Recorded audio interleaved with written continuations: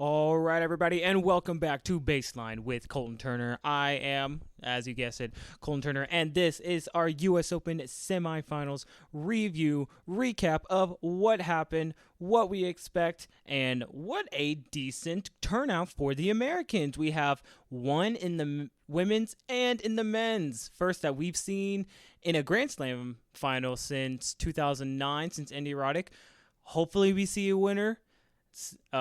From the last one, again, Andy Roddick in 2003. So 21 years since we've had a U.S. Open American male winner.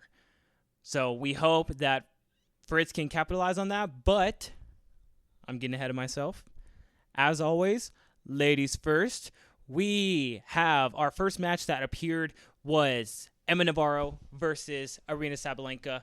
First match that Aryna was pushed to a tiebreaker. You know, she hasn't faced any 3-set matches, but this was her most challenging one yet. Emma Navarro really trying to put it at her, but Sabalenka really finding form, continuing to find good form into that finals. She is clearly the favorite to win this U.S. Open, having been the Cincinnati winner, and there is a pattern for that Cincinnati tournament winners to go on and win the U.S. Open. It happened last year with Coco Gauff and Novak Djokovic. Will it happen again with Aryna Sabalenka in this year's final? Can Jessica Pegula put a stop to Sabalenka and her good form? This is a rematch from Cincinnati where Sabalenka did win, but yeah, Emma Navarro, she had a really good tournament. She is up into the top 10 for the first time, her career high. So she is looking good. She has been progressing. You know, I've heard this story where last year, I believe, she had played in one of the lower professional level tournaments back in Tyler, Texas, a tournament that I have been at and actually was a ball boy for a few times, and it's really cool to see who comes out from those or that tournament and go on to do some really good stuff. I mean, there was a case where Sophia Kenin, she had played in, I believe, had won that year, a year or two before she had won the Australian. We've had Taylor Townsend playing there, and now Emma Navarro, like good people who have found results later on afterwards. So it's pretty cool to have witnessed them play in person and now them doing really well in the big leagues. Going on, Jessica Pegula versus Mukova. Pegula coming back from behind, really probably 1 point away.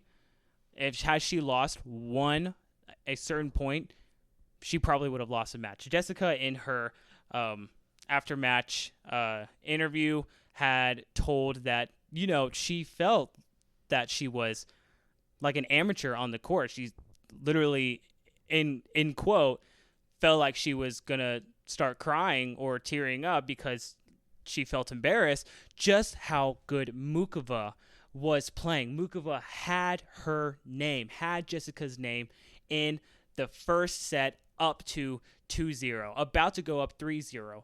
And the turning point for this match was a missed floater slice that Jessica had hit, and Mukova just pulling that volley and just barely missing it deep. That, I've heard so many people say, was the turning point of that match. Had Jessica lost that point, gone down 3-0 in the second set, we would have had most likely a different outcome.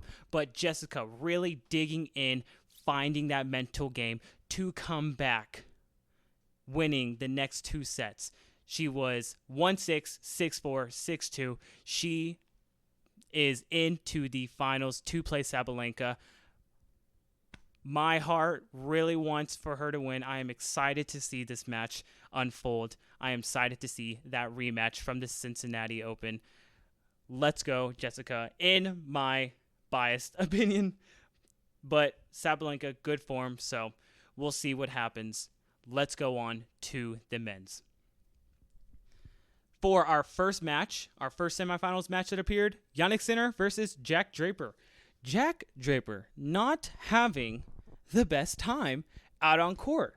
You know, he was going through it. He was going through it. 3 times throwing up on court, had to change shoes because he was super sweaty.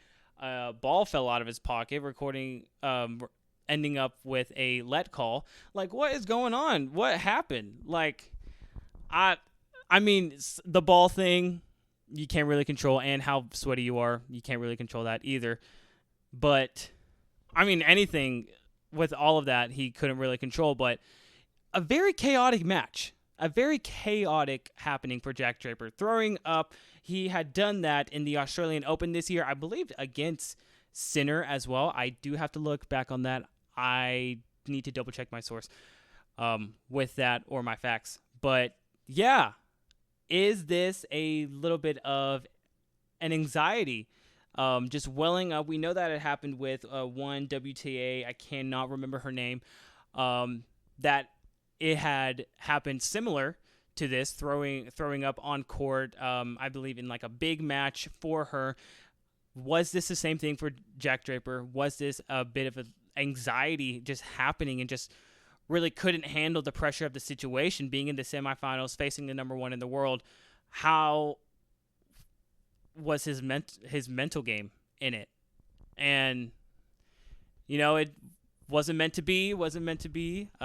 We look forward to seeing the future for him. He is young. He's young, so he can only build up from here. Semifinals results, good for Jack Draper, but Yannick Sinner pulling it off in relatively difficult. Like, Jack Draper really put it to him. You know, I read that people were saying, can post-puke Draper beat Sinner like how post-puke Sinner prevailed in his match? Was that going to be the same story? Could he pull that off? No, post-puke Draper could not. Sinner, he was looking a little bit out of form, a little bit wobbly with in his standards. In his standards, looking a little bit wobbly.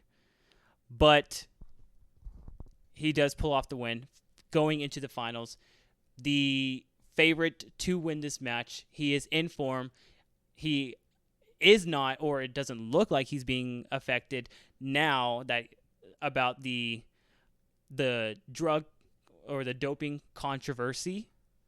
He looks well past that. It doesn't seem to be a bother for him now. He is focused, or he looks focused to win this. Going on to Taylor Fritz and Frances Tiafoe, a 5-setter, but quick 5-setter. 3 hours and 18 minutes versus Yannick Sinner's and Draper's 3-set match, 3 hours and 3 minutes. Just 15 minutes longer was the 5-setter with Fritz and Tiafoe. You know, there wasn't that. That really goes to show it was first point attack. First point, a serve +1, really going at it. Who could take advantage of that ball? And it was a really, really fun match to watch. You know, Frances Tiafoe, he looked to probably prevail in that match, winning in 4, but Fritz really digging down with it, keeping up in pace with Frances, keeping toe-to-toe with him, not allowing him to take advantage and take the match away from him, going into that 5th set where Frances, you know, on court, he said he was tight. He, and in his post-match interview, said that really his body just let him down. He really just couldn't keep up his intensity like how he was in the first 4 sets. He looked very, very good in shape in those first 4 sets, but just really kind of went away with that 5th set. But Taylor Fritz keeping up that intensity throughout the entire thing, not letting it down. The match could have gone either way, and it went with Fritz. Glad to see him into the finals, being the first American into a Grand Slam final since 2009, since Andy Roddick. Hometown favorite. We hoped, as American, we hope to see Fritz beat Sinner. Sinner is a very tough match, very fun match to see happening on Sunday. We look forward to it. That will be our U.S. Open semifinals review. I will see you next time. Bye-bye.